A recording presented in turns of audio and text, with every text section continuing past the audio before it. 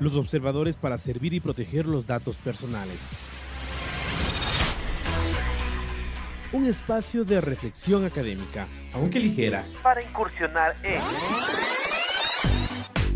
la inteligencia artificial, la biotecnología, el cibercrimen, la privacidad y la intimidad de los datos, las empresas fintech, la blockchain y los variados conceptos en los que se combinan la comunicación y la ciencia. En la cuarta revolución industrial que nos está cambiando la vida. Una producción conjunta de las áreas de Derecho y Comunicación de la Universidad Andina Simón Bolívar. Presentada por el Observatorio de Ciberderechos y Tecnosociedad. Bienvenidos.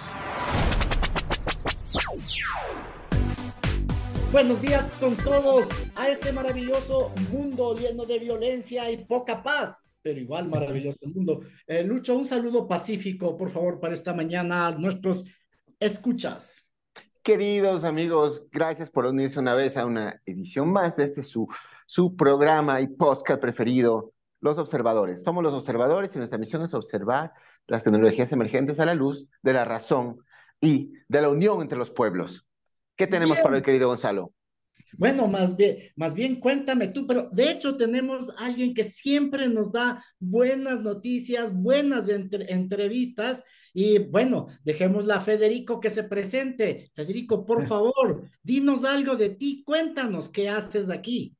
Pero antes que eso, espere, Kiko, el programa es de inteligencia artificial generativa y propiedad intelectual. Ahora sí, Kiko. Eso, nada.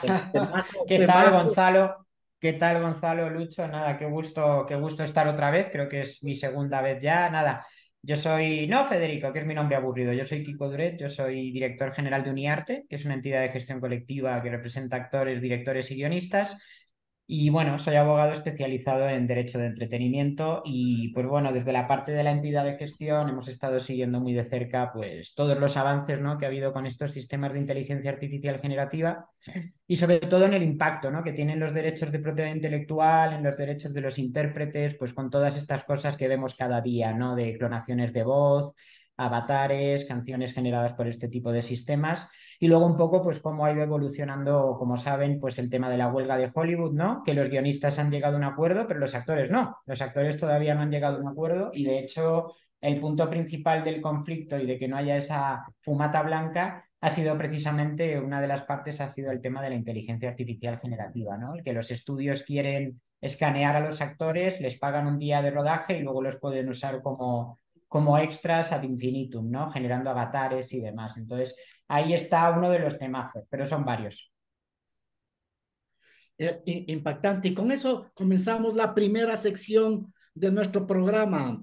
Y, y, una, y para iniciar esta primera sección de nuestro programa, la primera pregunta es justamente sobre la credibilidad. Me parece que es interesante esto. Estoy pensando en Avatar, ¿no? Es decir, cuando vimos la tecnología de Avatar, realmente estamos inmersos en la película, nos enamoramos de esos gigantes azules y no nos afecta, ¿verdad? Es decir, creo que si pasara uno de esos gigantes por la calle, nos impresionaríamos, pero solo un ratito, ¿no? Después es como que es la gente de Avatar aquí en la vida real. Sin embargo, a pesar de eso, decir, el cerebro, ¿cómo reconoce la realidad? El cerebro reconoce realidad porque tiene una historia, una referencia acerca de la realidad, ¿no? Si el cerebro no reconoce lo que es físicamente real solo por sus sensores, sino porque hay una historia que le da referencias. Esto es real, esto es falso, ¿verdad? Esto es creíble, esto no es creíble. En este contexto, cuando ya tenemos una inteligencia artificial que es muy difícil distinguir de un actor, que además está dentro de una historia, la pregunta es, eh, al mismo tiempo, las nuevas generaciones son cada vez más hábiles, piensa en los niños actuando, ¿no? Son cada vez más hábiles para distinguir estas cosas. No son tan tontos como pensamos que es la realidad, ¿no es cierto? Entonces, la pregunta es esa, ¿no? ¿Habrá estas nuevas generaciones estarán preparadas para distinguir o simplemente somos más tontos y ya? Es una muy buena pregunta. A ver, yo creo que ya con los avances que hay cada vez es más complicado y justo entre ayer y hoy estaban compartiendo en Twitter, ¿no? a una especie de avatar de Meta que se llama Billy, creo, pero que es Kendall Jenner. Es Kendall Jenner que ha autorizado el escaneo de su imagen y aparece un avatar con su apariencia, pues saludando, diciendo que es Billy y que es una especie de asistente para todos los temas de Meta. Yo les animo a que lo vean, es exactamente igual, o sea, es muy difícil de distinguir, es súper difícil de distinguir, igual con todas estas canciones generadas con sistema de IA, ¿no? Como lo que pasó con el Ghostwriter este y la canción de Weeknd y Drake, que al principio la gente pensaba que era un nuevo single de The Weeknd y luego se descubrió que no, que todo esto se hacía con clonación de voz. Entonces, yo creo que ya ha llegado a un punto en que es casi imposible de distinguir y hay un poco la solución que puede aportar el derecho no es tanto desde la parte de propiedad intelectual, sino de competencia y protección de los consumidores y usuarios. Y pongo un ejemplo, por comparar con la legislación en Ecuador con el tema de alimentos, que os encanta eso del semáforo, ¿no? De que está en rojito y te pone mucha grasa o alto contenido en sal o azúcar o no sé qué.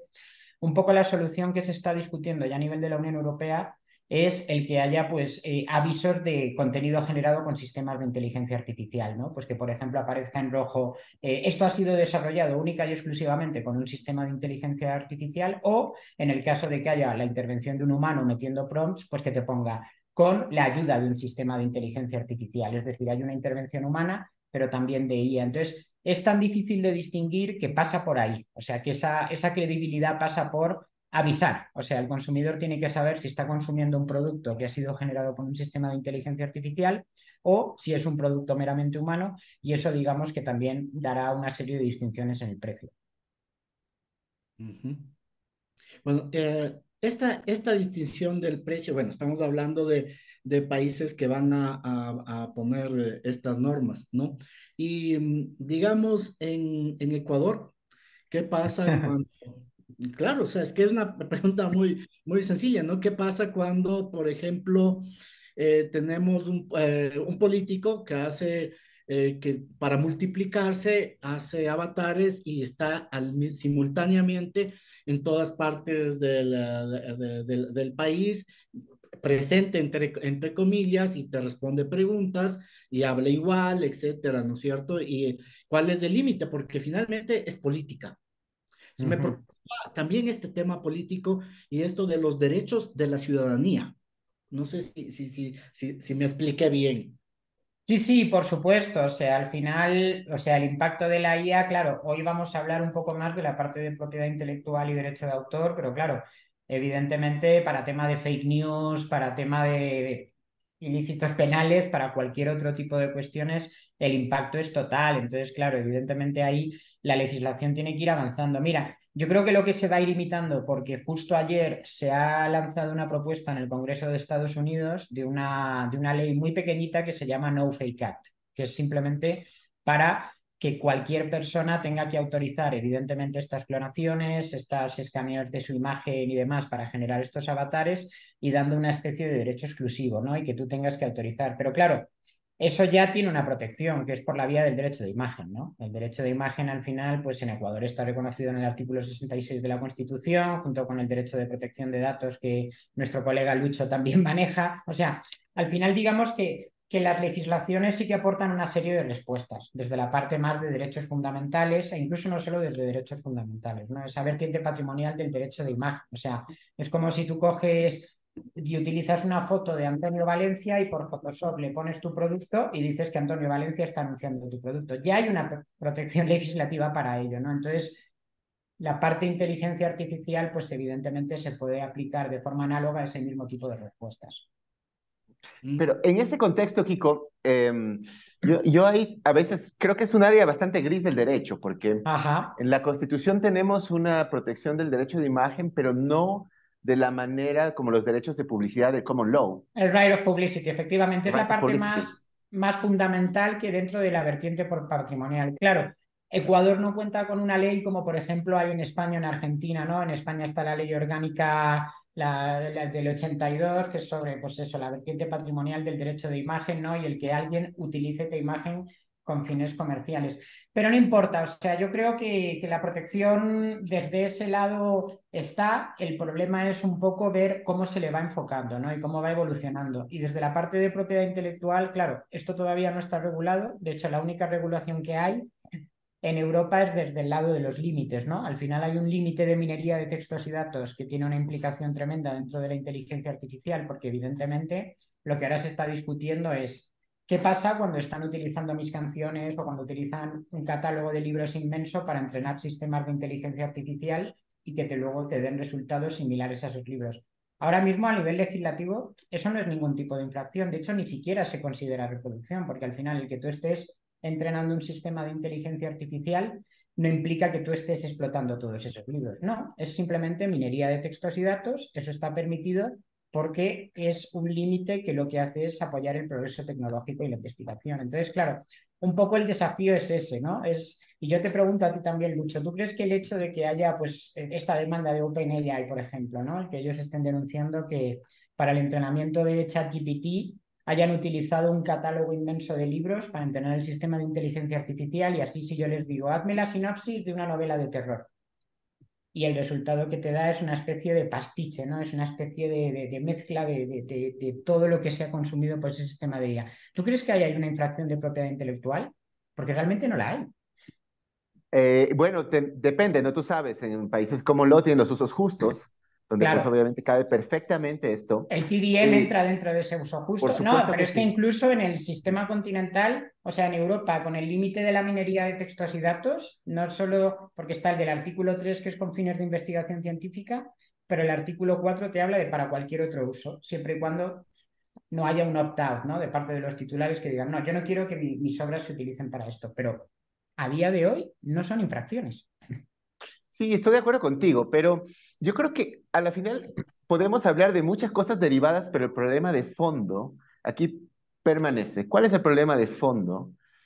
Si los sistemas inteligentes que uno educa con modelos de Machine Learning, Deep Learning, etcétera, incluidos los LLMs, por supuesto, Uh -huh. si ellos producen una respuesta, ¿sí? A la final, esos trabajos derivados, que es la mayoría de las cosas que hacen en video, en diapositivas, en fotografía, esos trabajos derivados, ¿quién es el titular de esos trabajos derivados? A la final, todo lleva a eso. O sea, si los sistemas inteligentes, incluidos los robots, por supuesto, como Sophie la robot, tienen o no tienen derechos, obviamente, constitucionales, comenzando por allí, porque en el caso, yo solo te pongo la paradoja, ¿no? Sophie la robot tiene derechos, entonces es una artista digital que vende NFTs, ¿verdad? Lo que salga de Sophie la robot, el sistema inteligente es de ella, pero en general es una gran excepción, tú sabes, por motivos de marketing, etcétera, que le hicieron pues ahí en el año 2017. Ahora, ¿qué sucede con el resto? Y es una polémica muy, muy interesante. O sea, ¿quién es realmente el que tiene esos derechos de propiedad, derechos de autor, en este caso, la titularidad de los derechos, la atribución? ¿Quién tiene? ¿El que educa? O el sistema como tal no podría tenerlo, por supuesto, si es que no es reconocido como persona. Uh -huh. ¿Qué Eso pasa ahí? también es Porque ese es el problema de interesante. fondo. Ese es el problema de fondo en realidad, Kiko, yo creo. Sí, ¿Qué ¿sabes cuál opinas es tú el de eso? problema de fondo? Sí, sí, es muy buena pregunta, porque para mí el problema de fondo es que yo creo que todos los abogados dedicados a esto están intentando dar respuestas desde el derecho de autor, cuando el derecho de autor al final no ha evolucionado prácticamente nada desde el convenio de Berne. O sea, toda la evolución de la legislación en materia de derecho de autor ha sido una serie de parches cada vez que ha aparecido algún tipo de avance tecnológico, pero muchas veces la respuesta es medio malucha. Por ejemplo, el software, ¿cómo se protege el software? Ah, pues bueno, vamos a protegerlo como una obra literaria, ¿no? Tú ingresas el código fuente y los ceros y el código y el uno y el no sé qué y el no sé cuánto, y es una obra literaria. Listo. Porque es la única solución que se nos ocurre desde el punto de vista del derecho de autor. El derecho de autor ya no da más de sí. O sea, es que la inteligencia artificial hay que regularla de otra manera, porque evidentemente, si uno se pone a revisar todas las legislaciones en materia de derecho de autor y dicen, ah, claro, evidentemente el resultado de lo creado por un sistema, de lo generado, todavía no es creado, es generado por un sistema de inteligencia artificial, no se puede proteger desde el punto de vista de que el titular es el sistema de inteligencia artificial porque es una persona humana. Ya, pero es que eso es lo que decía el convenio de Berna, que es de 1890 y pico. Lo que hay que ver es un poco cómo podemos empezar a crear nuevas disposiciones legales, no como parches a esa legislación, sino buscar otras formas. Yo por eso siempre lo digo, ¿no? Que al final en el tema de inteligencia artificial todo pasa más por temas de derecho de competencia, protección a los consumidores y usuarios y demás. Ahí está mucho más la respuesta que en el tema del derecho de autor.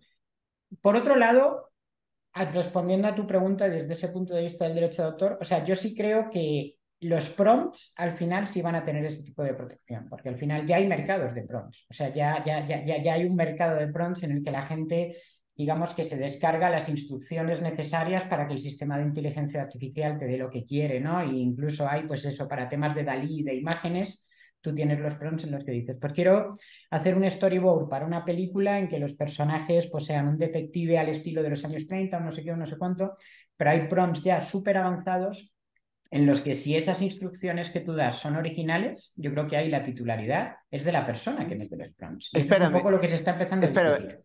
Break, ¿estás hablando de algo así como de high doctrine en el siglo 2020, en el siglo 22 o algo así? Ajá. Qué interesante. Sí, se me ocurrió ahora. O sea, yo creo que viene por ahí. O sea, yo creo que esa es una de las respuestas porque al final, por el momento, la respuesta que está dando la propiedad intelectual viene más desde el lado de los límites. Y sobre todo hay un límite que también está incluido en la legislación en Ecuador, está en el Código de Ingenios, que es el pastiche. Que el pastiche está regulado junto con la parodia y también en la directiva europea, pero ya hay un caso interesantísimo en el que ya se ha consultado al Tribunal de Justicia de la Unión Europea si el pastiche como límite tiene que ser para hacer cosas graciosas como memes o demás, o basta la imitación estilística, ¿no? Por ejemplo, el que tú pongas, hazme una canción al estilo de David Bowie, o hazme una canción al estilo de Elliot Smith, ¿no? Y a veces, pues si lo haces en ChatGPT, te pone una progresión de acordes, si lo haces en los programas de música que ya van a salir, y eso también me interesa mucho hablarlo contigo, Lucho, porque ya has visto que Universal y otras discográficas ya están negociando con Google precisamente para el tema de que ya puede haber plugins en los programas de música. Es decir, tú ahora cuando estás usando un GarageBand o Logic y demás, tú puedes tener tus plugins de amplificadores, pero es que yo creo que de aquí a muy poco tiempo vamos a poder utilizar también voces de cantantes. O sea, que tú puedas meter ahí con tu controlador MIDI una melodía y de repente esté cantando, no sé, Freddie Mercury, Kurt Cobain. ¿Eso quién lo va a licenciar? Las discográficas. Entonces, eso es un poco hacia donde vamos. Suena hiperdistópico, pero bueno, hace 2 años fíjate cómo estábamos sin ChatGPT, ¿no? Y todo lo que se ha avanzado. ¿No? Me lleva aquí les estaba escuchando con atención, toda su sabiduría que derraman como si fuera cascada, y me pongo a pensar en algo que planteaste, ¿no? Que es este tema de qué es del autor, no quién, sino qué es del autor ahora, ¿verdad? Porque finalmente estoy pensando, y quizás sea una pregunta muy boba, pero es como les digo a mis estudiantes, ¿no? La única pregunta boba es la que no se hace.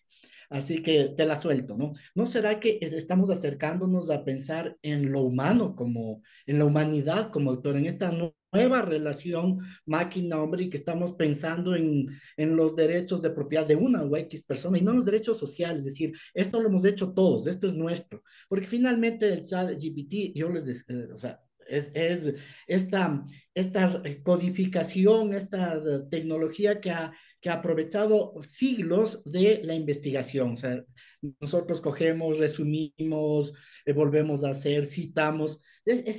Son siglos de hacer lo mismo que el chat lo hace ahora en minutos, ¿no? Pero es nuestra Efectivamente, humanidad.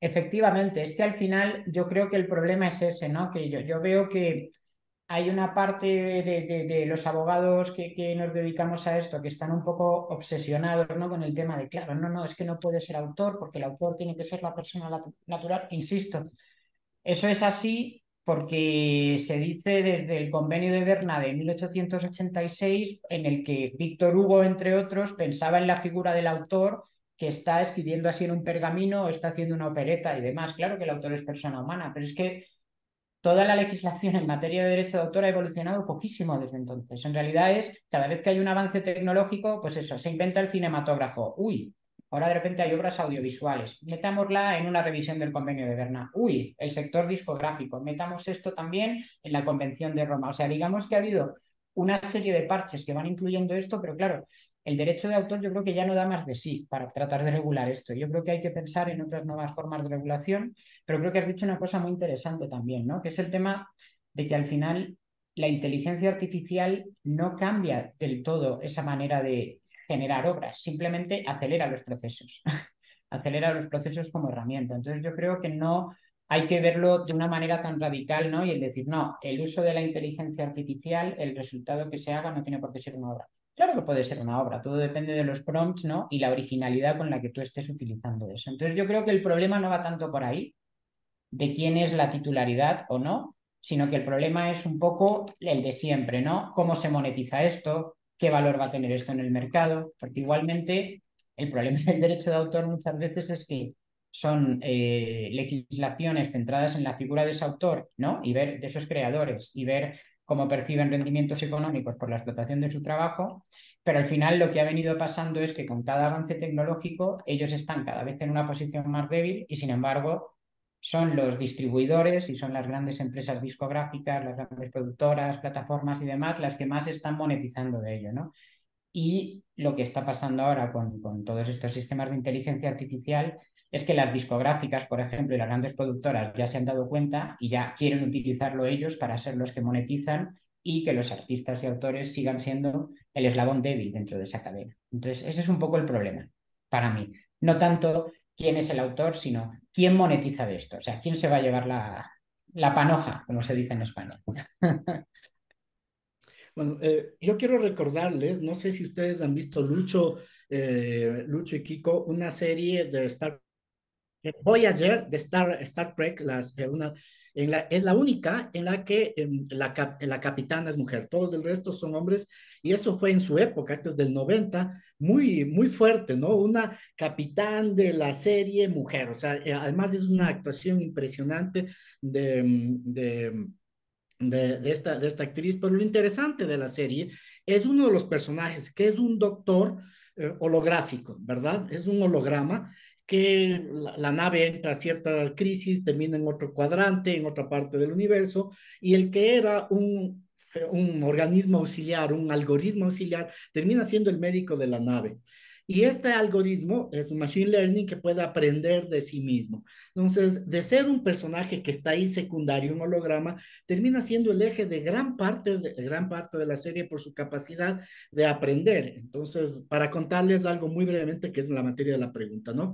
En uno de los capítulos decide incorporarse una familia para en un sistema de simulación holográfica, una familia para ser padre, esposo y poder él mejorar su atención a los pasajeros de la nave, ¿no? El resultado es un desastre porque su familia era perfecta. Así que uno de los tripulantes le dice, esto no sirve para nada, te voy a poner un algoritmo más complicado. Entonces este algoritmo le trae un adolescente infernal, ¿no? Que se escapa de la casa, muere la niña, este holograma, este algoritmo que está aprendiendo, no sabe qué hacer con semejante dolor. La pregunta viene aquí, ¿no? Ahí estamos hablando de emociones, pero emociones no humanas, ¿no? Emociones generadas por un sistema algorítmico, ¿no? Y son perfectamente, y yo entiendo, es una vida que tú puedes proteger y que deberías proteger, ¿no? Debería tener derechos, pero ya no es humano y sin embargo lo es. Ajá. Sí, o ¿Cómo sea, bueno, eso ya desde un punto de vista más ético, ya incluso antes de Voyager, ¿no? Están las novelas de Asimov, ¿no? Hay Robot y todas estas en las que están los códigos de ética de los robots y si los robots deben tener derechos, ¿no? Etcétera. Pero robot, Tenemos... esto es un holograma, ¿no? O sea, es Es, muy diferente. claro, claro, pero vamos, digamos que un sistema de inteligencia artificial, ¿no? Como lo es, pues fíjate, este año cumplía 55 años, 2001 de Kubrick, ¿no? Que yo creo que es una también de las obras maestras en las que se trata el tema de la inteligencia artificial, ¿no? Esa nave inteligente, ese sistema inteligente que se revela y empieza a matar a los astronautas. O sea, yo creo que esa pregunta, más que para un abogado, debería hacerse para un profesor de ética o un filósofo. Y lo digo totalmente de verdad porque yo creo que nos queda un poco grande, ¿no? ¿Tú qué opinas, Lucho? Yo opino que es complicado, pero la verdad las cuestiones éticas, cuando las llevamos al derecho, por ejemplo, ahora con la nueva Ujú. Artificial Intelligence Act en la Unión Europea, Sí, tiene que sí, ser sí. pues, refrendada pues, a fin de año y después entrar en aplicación en 2026. Es muy Ujú, interesante porque justamente está trabajando en esto de los análisis de impacto de inteligencia artificial, en ujú. donde la metodología todavía se ve bastante verde, ¿no? Es decir, tenemos lo que es el lado de la robustez y el lado de lo que es justamente lo que tú llamas la ética, o más bien fairness en inglés, ¿cierto? La justicia, Ajá, la no discriminación. Pero a la final, el gran problema que uno tiene ya en la parte operativa, Kiko, es justamente que la ética es algo subjetivo. Entonces, efectivamente. la única forma que estamos utilizando ahora para poder medirlo es ponerle a un nivel, por supuesto, de qué opina a la final el regulador sobre si se vulnera o no los derechos de una persona Totalmente. a la luz de la ética. Pero al final ya no viene a ser ética, viene a ser jurisprudencia. Entonces, ahí viene Sí. justamente el punto, es bastante complicado, pero yo quiero aprovechar más bien esta coyuntura para presentar la siguiente sección del programa, Gonzalo. ¿Qué te parece? Que tiene mucho que Perfecto, ver. ya estábamos en eso. Sección 2, tecnomúsica y tecnocine, canciones y bandas sonoras que reflejan la sensibilidad de los cambios tecnológicos. Y vamos a escuchar nada menos y nada más. Lucho, cuéntanos qué vamos a escuchar mientras yo activo la canción. 3, 2, 1, We listo. are the robots. Kraftwerk. Estábamos conversando de esta discusión que hay alrededor de esta música, ¿no? Me parece que está en tus manos la discusión, Kiko, por favor. Sí, no, no, no. Está muy bien que justo se utilice Kraftwerk, no por el tema de We Are the Robots, sino por un proceso judicial que lleva muchos años en el entorno de la Unión Europea por una pregunta que eleva el tribunal alemán, ¿no? Al Tribunal de Justicia de la Unión Europea. Y es no directamente relacionado con inteligencia artificial, pero sí tiene un fuerte impacto. Y es por un tema de sampling. Este es un caso muy famoso porque es Moses Pelham, que es un productor alemán, utiliza un sampling de apenas 2 segundos, no de esta, sino de otra canción de Kraftwerk, Metal of Metal, y utiliza solo esos 2 segunditos, modifica un poquito cómo está fijado eso en el fonograma, le cambia un poquito el sonido y lo utiliza en una canción. ¿Qué contesta el Tribunal de Justicia de la Unión Europea con respecto al uso de apenas 2 segunditos de esa grabación dentro de una canción para generar una obra derivada? Lo que dice el Tribunal de Justicia de la Unión Europea es: tendrían que haber obtenido la autorización de la discográfica, porque al final están utilizando el máster, están usando un fonograma y tendrían que haber pagado una licencia para ello, pero, y aquí viene lo importante, si en ese sampling hubiesen modificado tanto el sonido que no se reconocería directamente que viene de ese fonograma, puedes hacer ese acto de reproducción sin pedir permiso. Claro, esto es muy interesante, porque cuando tú en un programa de música, o por ejemplo un caso como el de Drake y The Weeknd y estas cosas, ¿no? En que hay una clonación de esa voz y tú haces una canción al estilo de alguien, cuando tú escuchas el resultado, no estás reconociendo fonogramas concretos. O sea, tú puedes decir, sí, es la voz de The Weeknd, sí, esto suena como él, o me invento, o no sé, generamos una canción al estilo de Pink Floyd o lo que sea. Tú no vas a reconocer esos fonogramas concretos. Digamos que va a ser una especie de mega sampling, ¿no? Un collage de samplings en los que suena parecido, pero no reconoces esos fonogramas concretos. Con lo cual ya hay mucha gente que está diciendo que, bueno, que esto tiene una implicación directa dentro de la inteligencia artificial, ¿no? El que se diga que, claro, si tú puedes hacer sampling sin que se reconozca cuál es el fonograma original que has utilizado, que yo estoy de acuerdo. O sea, yo creo que al final la propiedad intelectual no tiene que ser talibán, ¿no? No tiene que ser una cosa de derechos exclusivos que hay que pedir permiso para todo, porque si no nos estaríamos cargando el sentido de la propiedad intelectual, que es el progreso, ¿no? Y el avance, el progreso y el utilizar referencias estilísticas anteriores, imitarlas y con eso desarrollar también tu estilo. Entonces, lo que dice esta respuesta del Tribunal de Justicia de la Unión Europea es eso, se la devuelve el tribunal alemán, el tribunal alemán dice, ah, perfecto, pero ahora le han lanzado una nueva pregunta, que es sobre el pastiche, si se puede considerar pastiche. ¿Qué es el pastiche? Les pregunto. Lucho, es para ti que eres más inteligente. Los dos lo sois. El tema es que el pastiche no hay una Hola. definición clara. Esto está incluido en algunas legislaciones de derecho de autor, en el Código de Ingenios en Ecuador está incluido, pero no hay una definición clara. Entonces, lo que te dice la RAE es que al final un pastiche es una especie de obra derivada utilizando pues, elementos estilísticos anteriores a modo de homenaje, ¿no? Pues un pastiche de David Bowie es si yo hago una canción al estilo de David Bowie. Un pastiche a lo, yo qué sé, David Lynch es si yo hago una peli al estilo de David Lynch. Entonces, claro, cuando tú metes eso como límite, en su momento, cuando esto se debatía a nivel de la Unión Europea, cuando se estaba discutiendo la Directiva 790, ¿no? La de derecho de autor en el mercado único digital, lo que se decía es que esto era para los memes. No, el pastiche es para hacer memes, ¿no? Y colas de imágenes y no sé qué, pero no. En realidad las grandes tecnológicas ya estaban pensando en esto. En decir, metamos este límite, reforcemos este límite, que ya estaba en la directiva InfoSoc, porque esto es lo que nos va a permitir el que a través de los sistemas de inteligencia artificial que nosotros desarrollemos, pues si tú pones como prompt, hazme una canción al estilo de David Bowie, ahí no hay licencias ni titularidades de derechos que pagar, porque al final es un pastiche y eso no está protegido, no está protegido por derecho de autor. Entonces, ese es un poco el tema, ¿no? Que al final, desde un punto de vista de la propiedad intelectual, insisto, todo el mundo está muy empeñado en decir ¿qué pasa con las cosas que son generadas por un sistema de inteligencia artificial? ¿Qué tipo de derecho le damos? ¿Le damos un derecho sui generis? ¿Le damos derechos al titular del software? ¿Le damos derechos a la persona que mete los prompts si es que son originales? Pero al final la regulación ha sido límites. Es decir, la propiedad intelectual lo que está diciendo es no podemos oponernos a esto y no podemos poner trabas a esto. Entonces lo que hay que ver es cómo se monetiza. Y esa es un poco la verdadera pregunta. O sea, la verdadera pregunta es... Esto va a quitar más trabajo a la gente, los artistas van a entrar en una situación en la que todavía sean más vulnerables o es una herramienta que pueden utilizar y ser un poquito más independientes. Ese es el tema. Bueno, quizás son las dos cosas. Pero, me pregunto, bueno, de hecho creo que son las dos cosas, pero mi pregunta para ti es, eh, va a haber, esto va a tardar, pero va a terminar equilibrándose. Es decir, ya vemos que Netflix, o sea, me parece que fue Enchufe TV que compró los derechos de un guión típico porque el guión que quería hacer no lo veía nadie. ¿No? Entonces me parece, no puedo asegurarlo, que pasó eso, que compró un guión para que pueda salir en Netflix. Entonces una fórmula narrativa. Una fórmula es una forma que puede llenarse de cualquier contenido.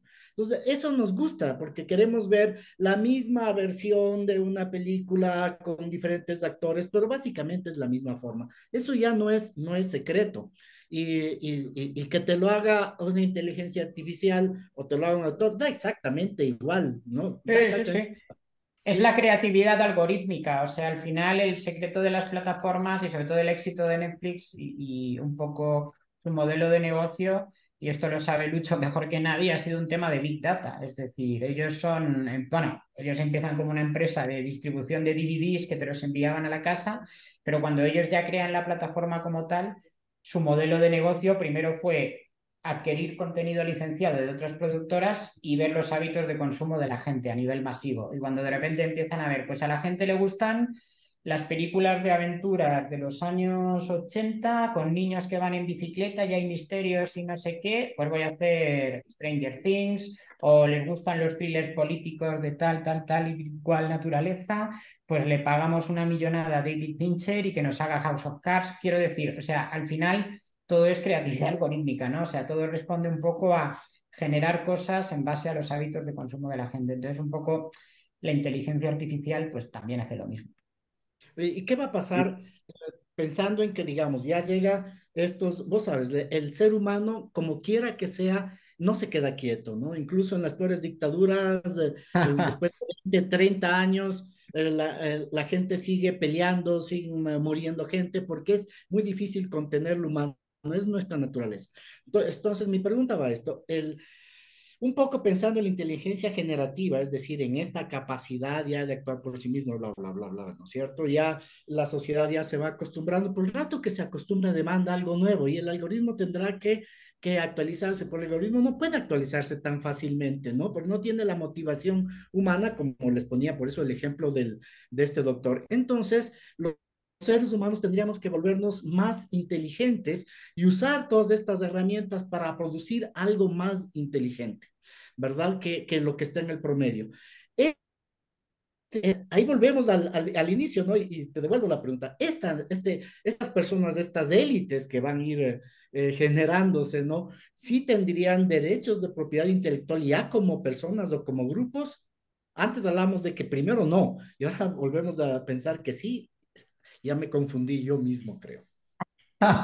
No, a ver, claro, el tema, o sea, yo creo que un poco la evolución de todo esto evidentemente, ¿cómo decirlo? O sea, ¿quién está más amenazado, ¿no? Por estos sistemas de inteligencia artificial generativa? Claro, si eres, sin ofender a nadie, pero bueno, voy a hablar de música que no me gusta.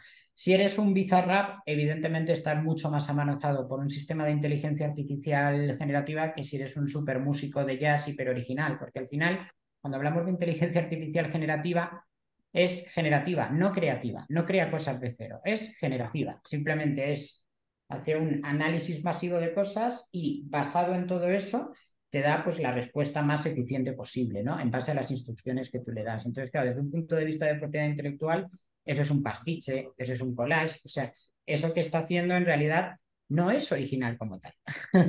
Y eso es un poco la respuesta desde el punto de vista de esa propiedad intelectual, ¿no? Que, insisto, viene del Convenio de Berna de 1886 y de Víctor Hugo, y que piensa en la figura del autor como el señor que está pues, delante de un candelabro escribiendo ahí en un pergamino. Pero claro, es que ahora es otra cosa. Entonces, el problema no es quién es el autor, porque incluso desde el punto de vista del derecho de autor, da igual que tú seas un autor, porque al final tú vas a ceder todos los derechos a una gran empresa y ellos son los que van a monetizar casi todo y a ti te van a llegar unas migajas, ¿no? Y por eso ha habido la huelga de guionistas, por eso hay la huelga de actores y demás. Entonces, la pregunta no es tanto quién es el titular de derechos, sino cómo se va a monetizar eso. O sea, quién se va a llevar el dinero de eso. Porque lo que está claro es que alguien va a monetizar.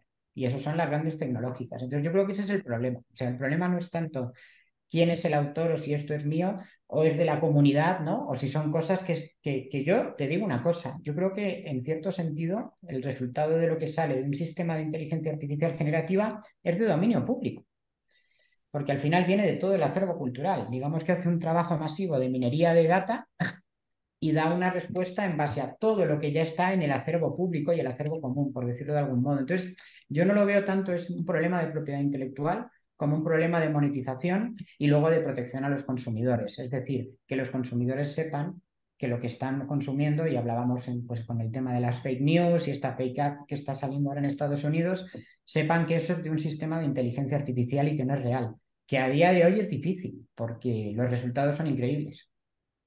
Eh, Bueno, perdón, sigue, Gonzalo. perdón, Estás es que emocionado. tengo Sigue, una sigue. cosa interesantísima. Desde el punto de vista de Kiko, pues hay versiones de la Tecnocumbia que nunca van a morir, porque nacen de cero. Y les invito a ver, había un video de Tecnocumbia que se llama Ay, mi conejito está en vacilón, de un grupo indígena que se pone unas máscaras de conejo, de cerdo, y canta unas canciones alucinantes que creo que jamás podrá hacer la inteligencia generativa. Solo era ese mi comentario. Perdón. No, todo bien, Gonzalo. Yo quería solamente acotar algo. Y es que esto va mucho más allá, no solo del derecho de los derechos de autor, sino va Claro. mucho más allá del derecho. Esto va ya a una cuestión mucho más de un cambio radical cultural. Si uno ve, justamente ahora, pues tengo frente a mí las definiciones ortodoxas y anticuadas de la RAE, ¿no? Aquí podemos ver, sí, porque son ortodoxas y anticuadas. Por ejemplo, ellos tenían, cuando tú buscabas hace unos años hacker, decían pirata informático directo, y nos tenían fregados en toda la comunidad. Pero Eres bueno, malvados, seres eres malignos. malvado. Sí, entonces, bueno, justamente lo interesante es que lo que tú decías de la vieja noción de lo que es un derecho de autor, más que vinculado a la atribución de la obra, ¿no? Es decir, el sufrir con gotas de sangre crear una obra, ¿no? Nosotros vemos acá que la definición justamente viene de lo que es el ingenio como tal, porque al final estamos hablando de obras que vienen del ingenio, es primeramente una facultad del ser humano. Primera cosa. Entonces, es decir, esto no es nada jurídico, esto estamos diciendo que es algo que es el reflejo de la visión que tiene pues, sobre la terminología pues, toda la población promedio. Segundo, la creatividad, igual, la creatividad estamos viendo que es básicamente facultad de crear, la capacidad de creación. Entonces, ahí viene el punto, tiene que ser un humano y con capacidad de creación. Yo te pregunto, Kiko, las obras derivadas ya dijiste, es generativo, por supuesto, la originalidad se pone obviamente en mucha disputa, pero también una obra derivada requiere, por supuesto, capacidad de creación. Por ¿Por qué? supuesto. Por supuesto que sí, porque tomas elementos de todo. Entonces, a la final yo me acordaba pues de Pierre Schaeffer, por ejemplo, pues de esa oleada justamente de la música concreta, en donde cogían grababan un tren, ya el sonido está allí. Es exactamente igual, no cambia. ¿Por qué? Porque están tomando elementos que ya existen y dándoles otro contexto. Y a la Lucho, te final, ay, perdón, a la final lo que les decía es como que si vamos radicales con inteligencia artificial generativa, Kiko, sería como que los dueños del tren a mediados del siglo XX dijeran yo tengo los derechos de autor del sonido del tren, o que la empresa detrás del tren diga no, yo tengo los derechos de titularidad sobre el sonido de esta máquina. ¿Qué opinas tú? En realidad, ¿no estamos haciéndonos bolas por lo que ya está resuelto? Totalmente. O sea, es que al final el propio John Cage, cuando lleva desde los años 60, 70 haciendo música con autómatas y música, digamos, ¿cómo lo llamaba él, no? Que de repente pues lanzas una pelota a un piano, rebota así en el Es piano y no es que tú estés tocando el instrumento y aleatoria, diciendo, es muy eso, aleatoria. aleatoria, que no me salía la palabra. Pero John quiero Cage, agregar, en el caso de Cage, él hacía que el humano justiciaba mucho los recursos del aleatorismo del humano, a claro. contrario de otros como Yanis Xenakis, que era netamente estocástico, ¿no? Sí, Ahí, sí. No, no, pero el propio John Cage también tenía autómatas. O sea, John Cage con autómatas, pues en función de cómo se programaba, pues daba un resultado u otro. O sea, esto ya se ha venido haciendo ujú, y al final no importa si se considera obra o no, porque al final, si eso está grabado en un disco, ahí sí ya hay una empresa que tiene la titularidad de derechos de eso y lo va a comerciar en el mercado igualmente y lo va a vender. Entonces, es justo eso. Yo creo que nos estamos haciendo muchísima bola con una serie de cosas que, en cierto sentido, hay respuestas desde el punto de vista de la propiedad intelectual, porque siempre va a haber una empresa que tenga una titularidad de derechos patrimoniales, sin importar quién es el autor. Si es una máquina, si han contratado a un compositor o, o no, porque al final ese es el tema. O sea, es que el problema no es quién es el autor, insisto, el problema es quién lo monetiza. O sea, qué valor va a tener eso en el mercado y sobre todo, cómo protegemos a los artistas ante esta avalancha. Que ahí sí yo creo que la historia ya nos ha enseñado que esto no supone ningún fin. O sea, evidentemente, esto se viene discutiendo desde los inicios de, digamos, de la aplicación de la tecnología dentro de la difusión de productos culturales, ¿no? Se inventa la imprenta y de repente claro, todo el mundo dice, Dios mío, los escritores dicen, Dios mío, o sea, ahora yo soy un escritor británico y un tío en Estados Unidos que tiene una imprenta, puede editar mis libros y ¿qué hacemos? Y ahí la propiedad intelectual genera los derechos editoriales y de ahí viene directamente el copyright, que es el derecho a copiar. ¿Quién tiene la facultad de autorizar el que haga una copia de mi obra? De ahí nace todo. Y luego empiezan a surgir otra serie de evoluciones tecnológicas, se inventa el fonógrafo y los fonogramas. ¿Qué dicen los músicos? Dios mío, ¿y ahora? Nadie me va a contratar para interpretar o nadie va a comprar mis partituras porque ahora van a poder escuchar las canciones. Y ahí es donde nace ese sector discográfico. Entonces, yo sinceramente creo que obviamente esto no tiene esa afectación, vamos, catastrófica, ¿no? De que van a desaparecer los artistas y van a ser reemplazados por sistemas de inteligencia artificial, simplemente van a ir cambiando los modelos de negocio. Lo que sí preocupa es que al final, y esto, Lucho, tú te acordarás también, ¿no? Como músico, porque yo también he sido músico, se parece un poco a cuando aparece Internet, ¿no? Y de repente pues todos los artistas decimos, joder, qué bien, porque ahora yo voy a tener el control sobre mi obra y yo voy a poder generar conexión directa con el público y las discográficas van a desaparecer los intermediarios. Claro, ¿qué ha pasado 30 años después? Que no solo no han desaparecido, sino que es que Internet les ha dado esteroides, ¿no? Entonces, eso es lo que preocupa un poco con respecto al tema de la inteligencia artificial, ¿no? Como al final el creador, ¿no? La parte creativa y artística dentro de esa cadena de valor se hace cada vez más pequeñito y lo tiene más difícil. Pero para mí va por ahí. No sé si he contestado tu pregunta o... Sí, interesante. Igual tenemos que ir cerrando por cuestiones de tiempo, Ajá. pero quedan muchas dudas ahí, muchas preguntas. Y yo la verdad con esta cierro para dar el paso a Gonzalo también para cerrar el bloque. Ya cuando hablamos de la huelga de los actores de Hollywood, tú puedes ver ahí, más o menos es una bronca como entre correísmo y anticorreísmo ubicados en Ecuador, ¿no? Sí, es decir, sale gente diciendo, ay, pobrecito, solo va a ganar $1 millón menos. ¿Sí me entiendes? Hay mucha cosa interesante hay que pescar. Tom pero Cruise es anticorreísta, entonces, ¿ah? total, ahorita todos. Bueno, es que habla mal de Lazo sobre todo. Pero bueno, en todo caso, lo interesante, y esto le dejo primero a Gonzalo, pasando el filtro de Gonzalo y luego aterrizando en ti. ¿Qué opinas tú, Gonzalo, para llevarle a Kiko esta inquietud? Lo que vende es el perfil de una persona, o sea, mi trayectoria, ¿verdad? Eso vende. Yo soy como persona en imagen, es una marca. Eso pasa con los actores, por eso cobran las cantidades de dinero que cobran. A la final, ¿qué sucede? Hay dos escenarios, mi punto de vista. El primero, que ahora van a tener que cobrar muchísimo más por autorizar su imagen y que hagan obviamente todo a partir de su imagen, porque no están cobrando por horas de trabajo, sino por su marca personal. O Efectivamente. segundo, eso podría funcionar hasta que se pueden crear marcas que no existen, o sea, personas inexistentes que no tienen obviamente derechos y que hay alguien que monetiza detrás y se vuelven súper populares. Y cosas que ya hemos visto, se me ocurre ahorita Gorilas, por ejemplo, ¿no? Un artista que realmente es un cómic. ¿Qué opinas tú, Gonzalo, para pasarle aquí con la final? No, yo creo que hay dos cosas. La una es la historia, como esta chica del holograma, ¿verdad? O sea, ¿por qué pesa la cantante esta japonesa que es un holograma realmente? ¿Por qué pesa tanto? Porque hay toda una historia social, como decía Kiko, alrededor del cómic, del anime, todo eso. Eso es lo que pega, ¿verdad? Entonces la gente no necesita más. Y la otra es la personalidad. Finalmente el gesto de Chuck Norris cuando dice, me mordió una víbora. 5 días de sufrimiento y dolor, ¿no? De agonía suprema hasta que la víbora murió.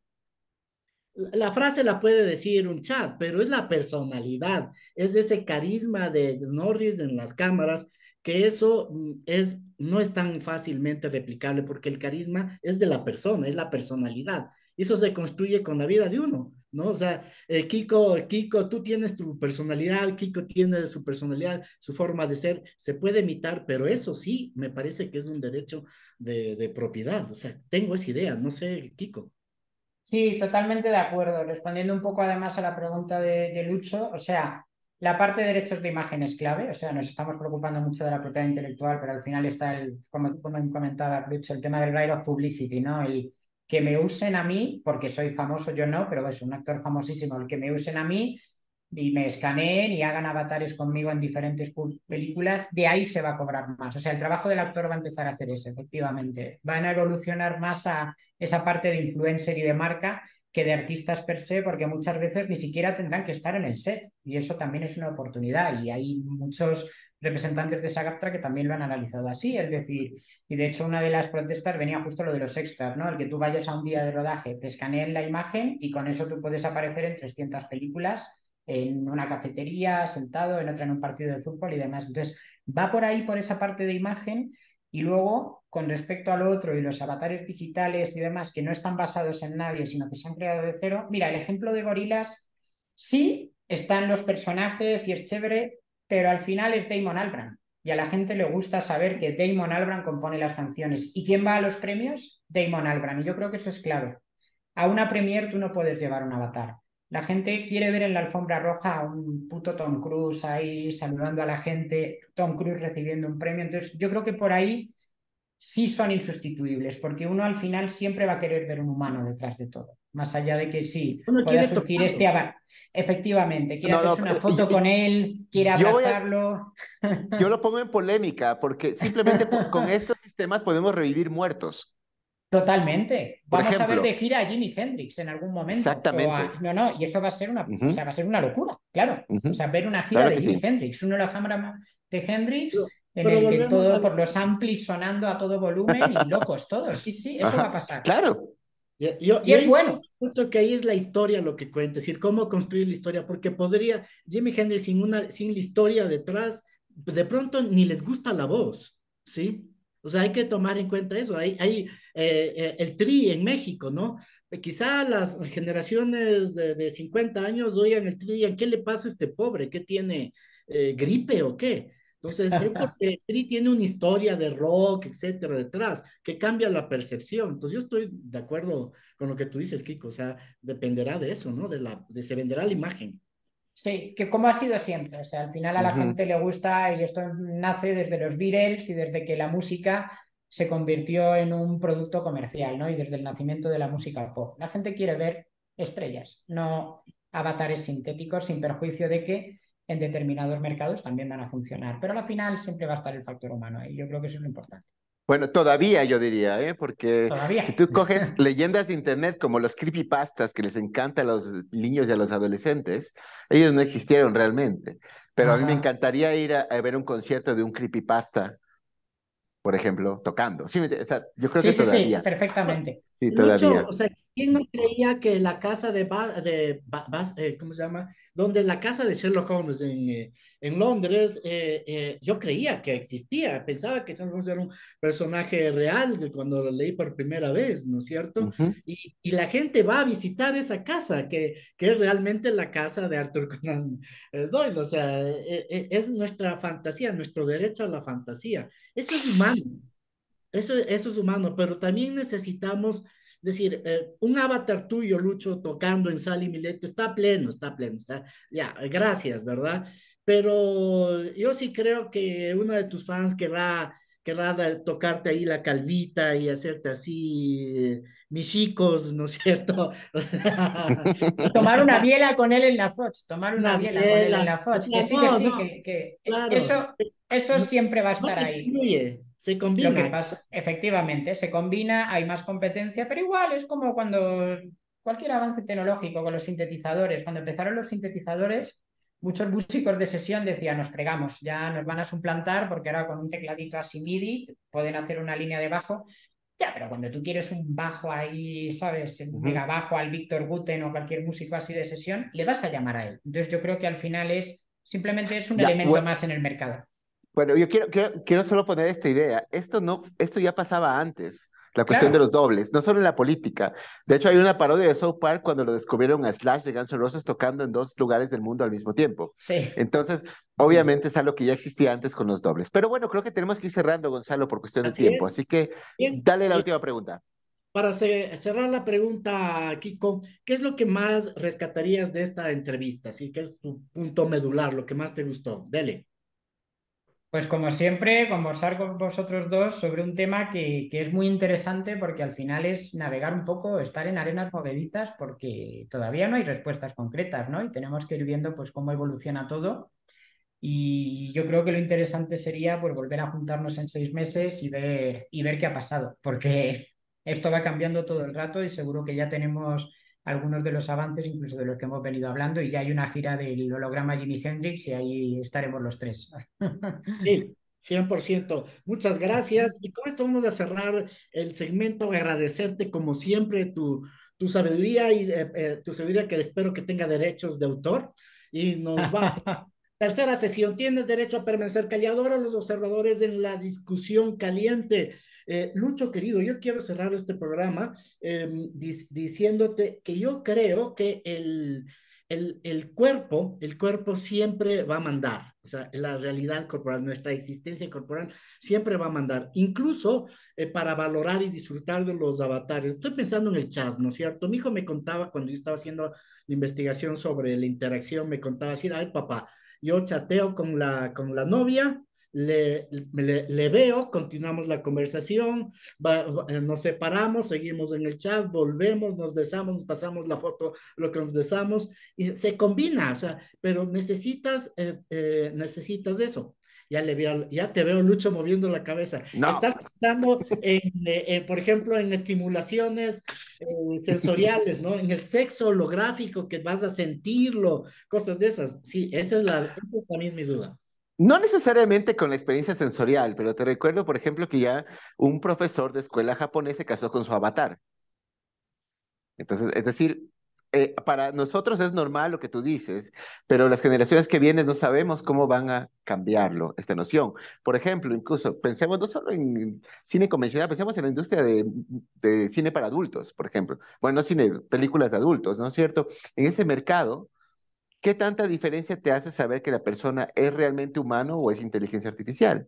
¿Sí me entiendes? Es decir, yo creo que va cambiando y en el fondo no sabemos mucho a lo que vamos. Puede haber una revalorización de la imagen humana, como comprar vinilos en vez de descargar música, lo cual es algo así, o comprar libros físicos en vez de ebooks, que es una moda también para mucha gente hoy día. O sea, digamos, volvió eso por cuestiones de calidad, como esto, básicamente. Pero al final no sabemos cómo va a responder. Yo creo que va a haber los dos mercados, es lo que yo creo.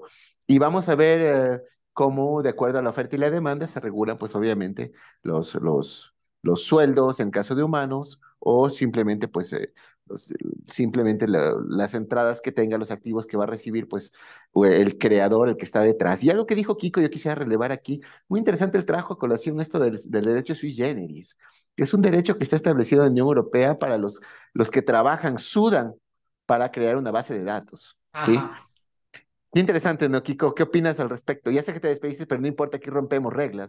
Me Ese es el encanta punto romper clave. reglas. Yo creo que es el punto clave. O sea, evidentemente al final no importa quién es autor de una creación original o no. Lo que importa es quién se ha sacado la madre, quién ha invertido el dinero, y etcétera, para ser titular de esos derechos o no. Y ahí están las. Es que van a ser las discográficas. Al final las Ujú. discográficas van a licenciar voces, van a licenciar canciones al estilo de, y se van a llevar ese dinero. Y con respecto a lo que has dicho de que conviven los dos mercados, hay una reflexión muy interesante antes de la inteligencia artificial en el libro este de David Byrne, el de How Music Works, que es lo que dice es que el futuro de la industria discográfica es que ya no sea tanto industria. O sea, que al final, digamos que dentro de la historia de la música, la industria discográfica es un puntito. O sea, lleva existiendo, ¿cuánto? 60 años más o menos, desde que se venden discos de forma masiva y demás. Y él un poco lo que plantea es que al final la música y el arte va a volver a una fase primigenia en la que la gente actúa en el porche, la gente actúa en su pueblo, la gente paga por ver a esa gente en directo, y toda esa parte del negocio discográfico, venta de discos y tal, va a ir desapareciendo, va a cambiar por completo. Entonces, yo creo que ahí la inteligencia artificial también juega ese papel, ¿no? Me Claro. niego a ver el avatar de Carol G. Quiero verla a ella, quiero abrazarle, quiero leerle su mano. Y con esto finalizamos. Muchas gracias, Lucho. Muchas gracias, Kiko. Es un placer y un honor siempre tenerte en este programa. Nos educas mucho, así que muchas gracias. Lucho, cierre el programa. A Bueno, vosotros. muchas gracias a nuestro invitado de lujo como siempre, con todo su conocimiento, es un verdadero experto en estos temas, entonces realmente un honor haberlo tenido aquí, a Kiko. Y bueno, como siempre con Gonzalo, pues agradecerles por su sintonía y estaremos en una próxima edición de Los Observadores. Chao. Cerramos. Cyberderechos y Tecnosociedad. Un espacio de reflexión académica para incursionar en los variados conceptos de ciencia y tecnología de la cuarta revolución industrial, que nos está cambiando la vida. Una producción conjunta de las áreas de Derecho y Comunicación de la Universidad Andina Simón Bolívar, presentada por el Observatorio